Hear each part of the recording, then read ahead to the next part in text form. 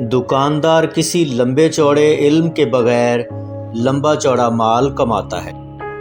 خود کو پہچانو، اپنی ذات کی منزل طے کرو۔ اکثر ہارنے والوں نے منزلوں کو جیتا ہے۔ ہم یہودیوں کی گاڑی میں بسم اللہ پڑھ کر بیٹھ جاتے ہیں، بس اتنا ہی ہمارا اسلامی فرض ہے۔ ہم نے اس سے آگے کبھی سوچا ہی نہیں۔ کہتے ہیں کہ مسلمانوں کے پاس بھی یہودیوں کا بنا ہوا اسلحہ ہے۔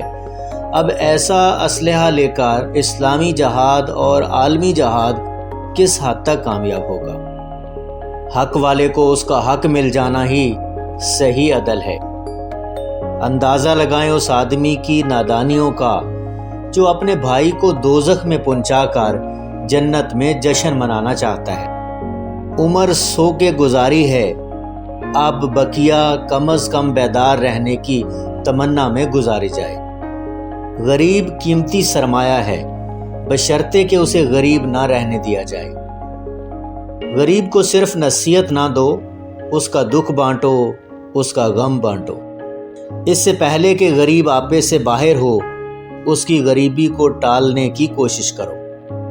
بڑے بڑوں کی بڑی بڑی خدمت کرنے کی بجائے چھوٹے لوگوں کی چھوٹی چھوٹی ضروریات پوری کر دی جائے۔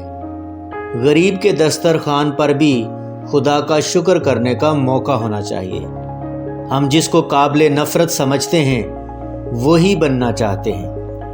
حکمران بننا چاہتے ہیں لیکن بنے ہوئے حکمرانوں سے نفرت کرتے ہیں۔ انسان امیر تو ہونا چاہتا ہے لیکن وہ امیروں سے نفرت کرتا ہے۔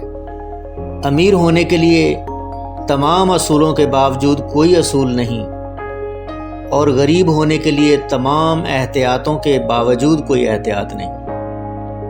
اگر جیب برابر ہو جائے تو ذہن برابر نہیں ہوگا۔ انسان اپنے بوجھ تلے آپ ہی دب کر رہ جاتا ہے۔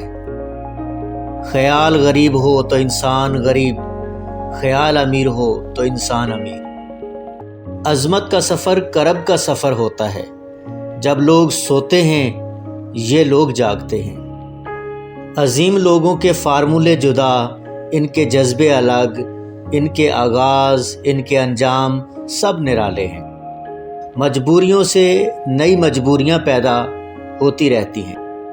خودکشی کرنے والے برباد ہو جاتے ہیں اور قربانی دینے والے شادابی منزل میں پہنچا دیے جاتے ہیں۔